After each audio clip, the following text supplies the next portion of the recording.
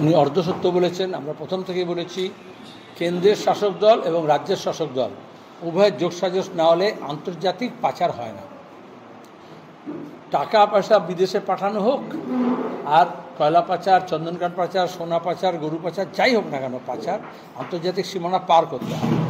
সেখানে রাজ্য এবং কেন্দ্র সরকারে যারা থাকে তাদের যোগসাজশ ছাড়া কখনো এটা সম্ভব নয়। সুতরাং এটা ভাগাভাগি রাজনীতি যেমন আছে, এখানে টাকা পয়সা ভাগাভাগি আছে। মমতা ব্যানার্জি নিয়েছেন সেটা বিজেপি বলে, আর বিজেপি নিয়েছে এটা তৃণমূল বলে, আর তাতে আমরা জানতে পারি অর্ধেক অর্ধেক সত্য। তারা বলছে 50-50, কিন্তু পুরোটা মিলে হচ্ছে বিজেপি এবং তৃণমূল দুজনে যোগসাজশ করেই এই কাজ কারবার করছে। আচ্ছা, এইসব কথা আমাকে বলছো কেন? তোমরা নিজে জানো না? এই যে গোটা সিভিককে দিয়ে রাস্তার মোড়ে মোড়ে 2 চাকা, 4 চাকা, 6 চাকা, 8 চাকা, 12 চাকা রেড বেঁধে দিয়েছে। আজকাল পুলিশ সরাসরি না, ট্রাফিক পুলিশ কেউ নেয়, আর তারাই কি নিয়ে চলে যায়, বাড়ি চলে যায়। সেই সিভিকের কাছ থেকে থানায় যায়, থানা থেকে এসপি অফিসে যায়, এসপি অফিস থেকে আইজি ডিআইজি অফিসে যায়, তারপর সেখান থেকে কালীঘাটে যায়, এঘাট ওঘাট ঘুরে কালীঘাটে যায়। মমতা ব্যানার্জি বলেছেন যা কিছু হবে 75 ভাগ কালীঘাটে জমা দেবে, 25 ভাগ তোমরা রাখবে।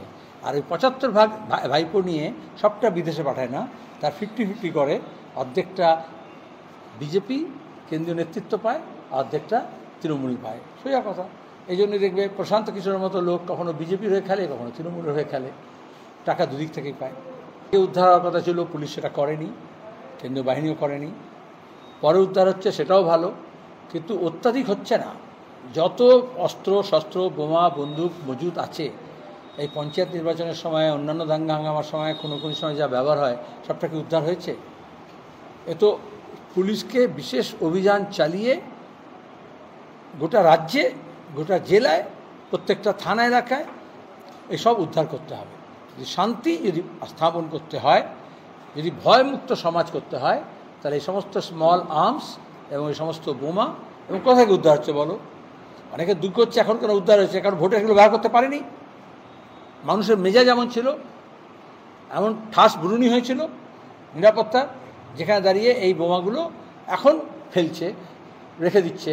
এখন ছোট ছোট বাচ্চারা সেগুলো নিয়ে বল ভেবে খেলতে পারে, শট মারতে পারে। প্রত্যেকবার ভোটের পরে এরকম হয়, হাত পা উড়ে যায় বাচ্চাদের। শোনো, তোমাদের মাধ্যমে বলছি, পুলিশ উদ্ধার করুক না করুক, নর্দমার ধারে, জঞ্জালে, ভ্যাটে, মাঠের কিনারে, গাছার কোলায় যদি এসব অস্ত্রশস্ত্র পড়ে থাকে, কেউ হাত দেবে না। বাচ্চাদেরকে এটা সব বাড়িতে বলতে হবে, কেউ পা লাগাবে না, সেটাকে উদ্ধার করতে হবে।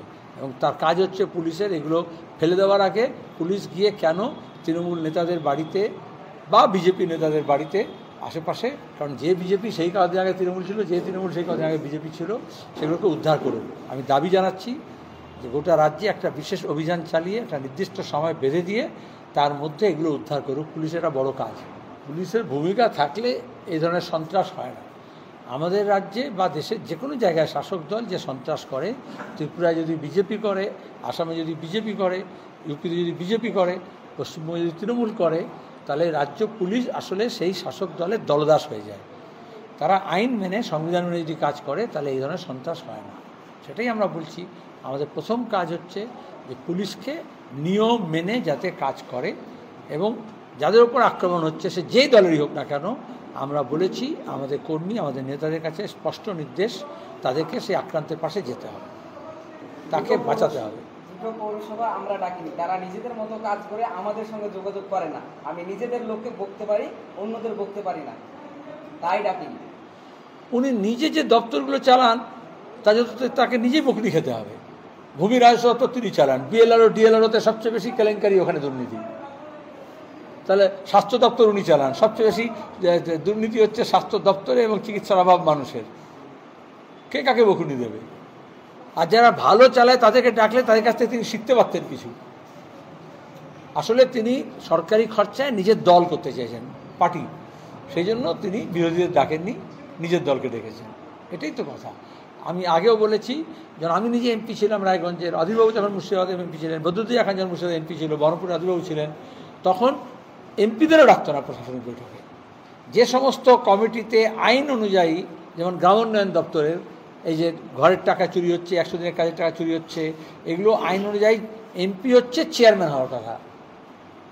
স্বাস্থ্য নিয়ে কেন্দ্র সরকারের যে প্রকল্প আছে, সেখানে অধীরবাবু, মোহাম্মদ সেলিম, বদরুদ্দোজা খান যেখানে এমপি ছিল, সেখানে এই কমিটি তৈরি করেনি সেই জেলায়, যাতে ওদেরকে তারা জেনে যাবে কোথায় কত টাকা এলো, কত টাকা খেলো, কোথায় খরচা হলো।